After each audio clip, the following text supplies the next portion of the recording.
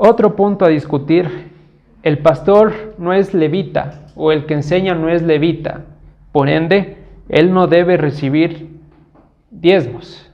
¿De acuerdo o en desacuerdo?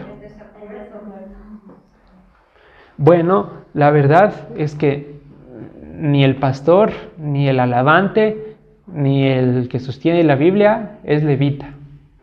Nadie es levita hoy en día. Ese sacerdocio ya se acabó. Ahora, ¿qué no se ha acabado? Nosotros sí somos sacerdotes bajo un nuevo orden.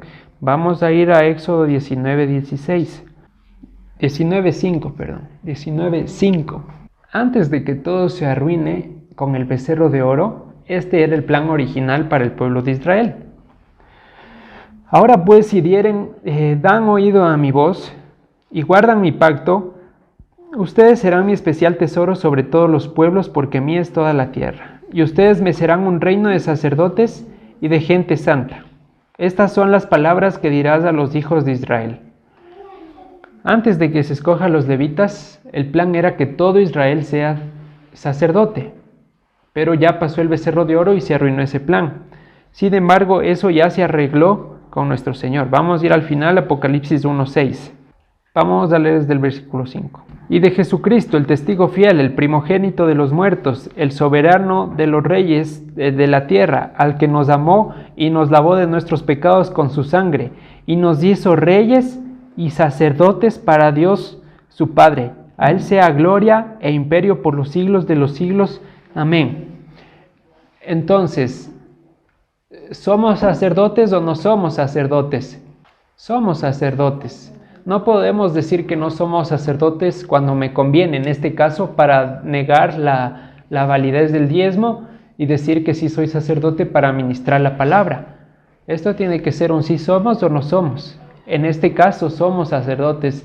El pastor, el evangelista, el apóstol, el alabante son sacerdotes y están obrando con el poder del Señor, llevando adelante su obra y su ministerio como su multiforme gracia lo permite.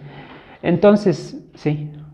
Una pregunta en esto de somos, o sea, ¿incluye a todo el pueblo o a solo aquellos quienes como tal ministran la palabra? Porque aquí, bueno, yo le entiendo, tal vez está entendiendo mal, de que somos todos. O solo es como que sí, en este caso como hemos entendido, ¿no? Los pastores, la alabanza y todo lo demás que se ven. Todos somos, pero no todos estamos sirviendo este momento. Todos somos sacerdotes, pero no todos servimos al mismo tiempo. Los que sirven. Entonces puede que, por ejemplo, David será sacerdote si la misericordia de Dios lo permite y servirá en su momento. Pero si ya en algún momento no, pues sigue siendo sacerdote. Es lo que dice, es el cumplimiento final de la promesa por el apóstol Pablo, esperanza que han de alcanzar nuestras 12 tribus, que sirvamos a Dios de día y de noche, ya sin pausa. En cualquier caso, el pastor no es el levita, es verdad, el pastor ni nadie es levita, pero seguimos siendo sacerdotes por el sumo sacerdote perfecto, nuestro Señor y Dios Jesucristo, ¿no es cierto? Entonces no debería enfocarme en buscar argumentos para ver cómo incumplir el mandamiento. Al contrario, debería buscar argumentos para cerciorarme de que en verdad, o cuál es la manera en que debo cumplir. No debe ser un descargo el no cumplir los mandamientos, debe ser una preocupación. No debo buscar argumentos para incumplirlos, repito, sino para cumplirlos. Ahora vamos a ver qué dice el apóstol Pablo sobre dar recursos a los sacerdotes, ¿no? O a quienes estén ministrando. 1 Corintios 9, 4, 6. 9, 3. Vamos desde el versículo 3. ¿Ya lo tenemos? Contra los que me acusan, esta es mi defensa. ¿Acaso no tenemos derecho de comer y beber? ¿No tenemos derecho de traer con nosotros una hermana por mujer, como también los otros apóstoles y los hermanos del Señor y Cefas? ¿O solo yo y Bernabé no tenemos derecho de no trabajar? ¿Quién fue jamás soldado a sus propias expensas? ¿Quién planta viña y no come de su fruto? ¿O quién apacienta el rebaño y no toma de la leche del rebaño? ¿Digo esto como hombre?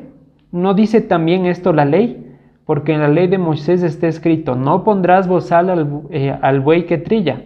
¿Tiene Dios cuidado de los bueyes o lo dice enteramente por nosotros? Pues por nosotros escribió, porque con esperanza debe arar el que ara y el que trilla con esperanza de recibir fruto. Si nosotros sembramos entre ustedes lo espiritual, ¿es gran cosa si segáramos de ustedes lo material? Si otros participan de este derecho sobre ustedes, ¿cuánto más nosotros? Pero no hemos usado de este derecho, sino que lo soportamos todo por no poner ningún obstáculo al Evangelio del Señor. Pablo pone ya en manifiesto algo que no dice en la Torá explícitamente. Pero nadie le rebate a Pablo y le dice, eso es solo para los bueyes, no saque de contexto. Lo que vemos aquí que hace Pablo es extraer el principio del mandamiento y no cerrarse, y no pensar que la Torá, porque no habló hoy en día de autos, entonces ya no vale. La ley se dio en un contexto agrícola, pero no por eso hoy ya no sirve, si no la ley hubiera caducado. Tenemos que extraer el principio de las cosas. Por eso cuando dice, vas a diezmar del fruto de tu campo, no podemos cerrarnos entonces en que ahora hay que hacerse agricultores para cumplir el diezmo. Hay que ver la manera de cómo podemos cumplir. En cualquier caso, le decía, Pablo pone en manifiesto algo que no dice en la Torá explícitamente. Se le daba el diezmo a Leví por el labor que ocupaban ellos en vez del pueblo en ministrar al Señor. Y aquí Pablo alega eso en favor suyo. Y dice, no lo digo como hombre, lo dice la palabra del Señor. Vamos a ir a el versículo 14 de este mismo capítulo. Así también ordenó el Señor a los que anuncian el Evangelio que vivan del Evangelio. Entonces la pregunta es, ¿cuál es la injusticia? ¿Por qué causa sorpresa? ¿Por qué se juzga y por qué hay malos comentarios cuando se direcciona el diezmo al que está sirviendo? ¿Cuál es la injusticia o por qué alegar que no debe recibir el diezmo? La cita no lo repite. 1 Corintios 9:14. Así también ordenó el Señor a los que anuncian el Evangelio que vivan del Evangelio. ¿Cuál es la negativa de dar en este caso al pastor, que por nuestro contexto digamos es el primer encabezado? ¿Cuál es la injusticia?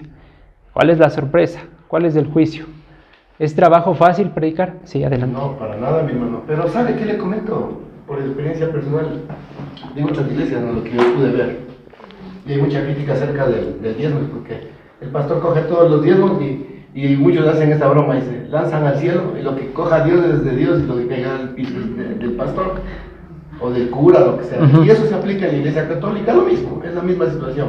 O sea, la gente a veces se indigna porque dicen, mientras más gente hay en esa congregación, el pastor es más rico. Uh-huh. Y yo constaté, por ejemplo, en la iglesia que yo crecí, había un pastor que predicaba todo el tiempo de los diezmos.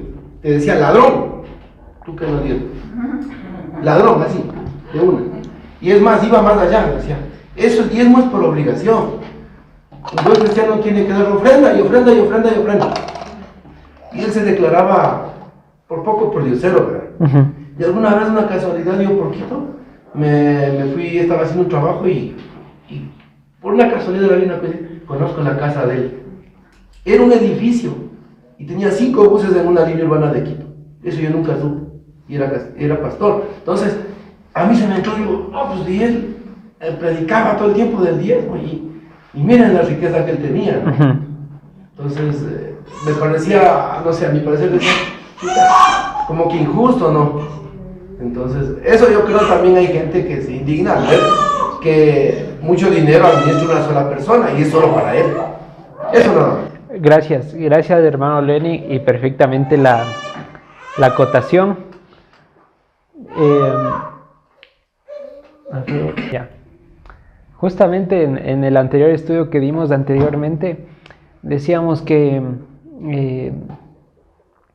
no tiene la culpa el diezmo, sino los que han usado mal el diezmo, y que nosotros no tenemos por qué cargar con los errores del pasado, ¿no? Porque justamente entonces por ese miedo se hace tabú hablar del diezmo en las iglesias, para que nadie se atreva a pensar siquiera que, por ejemplo, yo quiero ganarme su billetera, ¿no?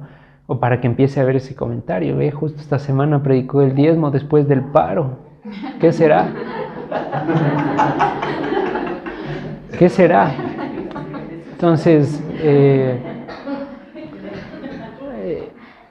por supuesto que es responsabilidad del que recibe, pero también del que da, ¿no? Ver en dónde está dando y qué clase de fruto está dando esa persona. Entonces, eso sí, está feo andar predicando del diezmo cada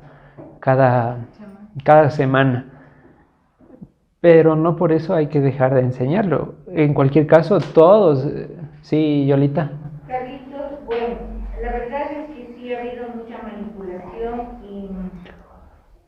y mal uso del diezmo, pero Absolutamente. como usted mismo dijo al principio de leernos en la palabra, que el diezmo no es solamente para la persona que está dirigiendo, en este caso el pastor. Así es. O sea, el diezmo tiene que seguir, desde luego, al líder que está enseñando, a las personas que sirven para el Señor. El diezmo tiene que estar encaminado, una parte del diezmo para la gente pobre, para la gente que necesita, para las viudas, las mujeres solas, hay muchas mujeres solas necesitadas, para los huérfanos y también para, los diezmos. Las fiestas. Las fiestas especialmente. Sí. Para las fiestas. Así es.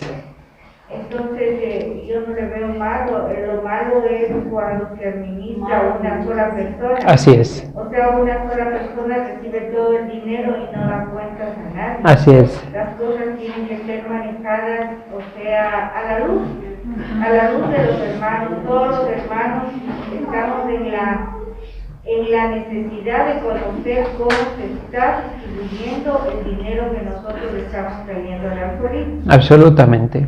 Entonces, esa es nuestra obligación, eso es lo que Dios ha mandado y eso es lo que tenemos que hacer. Gracias a Dios estamos saliendo nosotros de un sistema enviciado como en el que hemos estado acostumbrados, donde una sola persona recibe todo y nadie sabe nada. Así es. Gracias, Yolita. Y sí, eso está mal. Y justo hoy Sandrita decía que toca la parashá de Coré. Entonces, en base a ese caso de Coré, cuidado se te ocurra tener un mal pensamiento el que está delante, se te vaya a abrir la iglesia y te vayas a ir al Seol.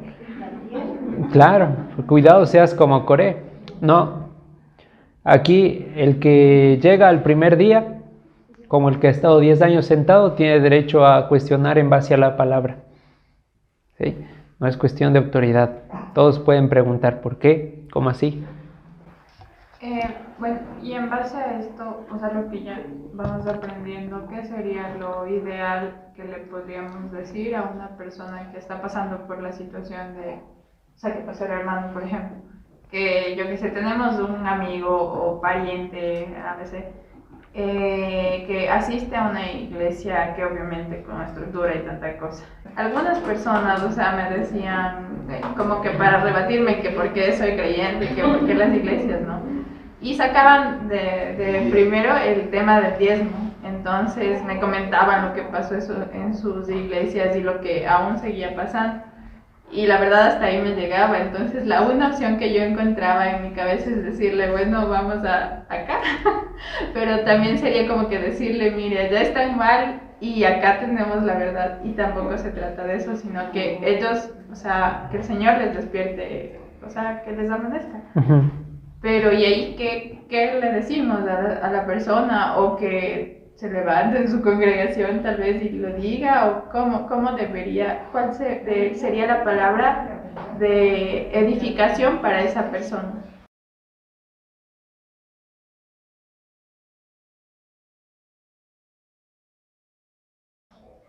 Ya. Primero, así como se puede dar en la iglesia el diezmo, también no se puede dar en la iglesia el diezmo. Punto 1. Punto 2, es obligación del que tiene la duda ir a confrontar. Si es que se va callado, sí, un palazo ahí, por estar esparciendo chismes.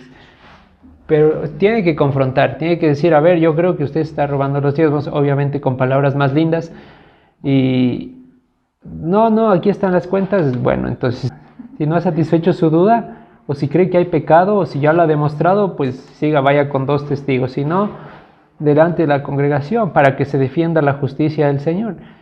Y si ya no, pues que se salga de la congregación, si ve que es un lugar que se está usufructuando del diezmo. Pero eso tiene que seguir un procedimiento y de encarar a la persona. Y para eso el valor necesario. Porque si viene solo para fuera, ni a mi iglesia ni ahí mismo, haga su propia iglesia. Pero una cosa, una pequeña acotación, Carlitos, en el sentido también que la Yolita pregunta, considero que también, o sea, para confrontar de parte del que va a confrontar, digamos, sí debe haber un cierto conocimiento de la palabra, porque si hay un desconocimiento total, o sea, lo estoy haciendo como me dijeron que se debe hacer, pero más no, porque yo tengo el conocimiento escritural en este caso de decir, o sea, veo que o sea, estamos de cabeza como nosotros mismos hemos venido pasando un proceso de transformación gracias al Señor, porque si no, ¿de qué va a ir a refutar también? O sea, yo considero, o sea, es por decir, yo voy a reclamarle a alguien, o sea, yo creo que es así, que está usted haciendo mal, me da una corazonada, o sea, algo así, o sea, yo creo que se comió un carro nuevo y eso no es raro, y ellos que no tienen ni siquiera un buen trabajo, entonces ¿de dónde? Claro. Entonces, considero ese punto, no sé si esté bien. Nuevamente, como dices allá, a la ley y al testimonio. Ahora, si usted dice, vea, ¿por qué se compró otro carro y yo sigo con el mismo malo? Pues bueno, eso dependerá de cómo ha trabajado usted, ¿no? Claro. Bueno, pues... Es como una bicicleta. Sí, Yolita. Un momento, hermanos. De acuerdo a la pregunta que hace Yolita, yo creo que nosotros deberíamos darles, ahora que estamos entendiendo un poco, decirles lo que estamos aprendiendo ahora con citas bíblicas y explicarles así suavito que el diezmo no es solamente para una persona, que el diezmo tiene estas utilidades. Las personas que sirven, el pastor, el alabante, el que enseña a los niños, bueno, esas cosas, ¿no? Para las fiestas y para los pobres. Ya con eso, y se le dice, por favor, vaya y busque en la Biblia esa cita, yo pienso que es la mejor forma de decir, en vez de estarle diciendo a esa persona está robando, esa persona está haciendo esto, listo. Y ya nosotros hemos zanjado nuestro compromiso. ¿Por qué? Porque nosotros ya tenemos la luz. Cuando no teníamos la luz, pues vivíamos en la oscuridad. Así es. Pero ahora ya tenemos la luz al respecto, entonces sigamos propagando esa luz. Y también es una, digamos, una manera de, a la persona que quiere, ¿no? Mandarle a estudiar la palabra. Claro. Claro. Yo pienso que esa es la mejor manera. Así es. Obviamente la confrontación tiene que ser base en la palabra. Si es base opiniones, como hemos dicho aquí, para hablar de opiniones, vaya a la asamblea. Allá opiniones. O sobre la política, hay opiniones. Aquí en la palabra. Si no va a citar versículo, pues ¿a qué estamos jugando? ¿Qué iglesia estoy? Si el pastor no celebra las fiestas, ya vemos que no está usando el diezmo como debe. Si es que se induce a pensar que la ayuda al necesitado es dar solo productos canasta, tampoco es así. También hay que dar la ayuda, o puede venir en diferentes maneras, ¿no? Entonces hay que analizar en base a la escritura y todo eso, y obviamente cuidarse también, porque raíz de todos los males es amor al dinero. Entonces, aunque haya razón, puede que en esa contienda se termine perdiendo mucho más de lo que se pueda ganar. Hay que ser muy prudentes también, no por tener la razón hay que sacarle la página en el extra, tampoco.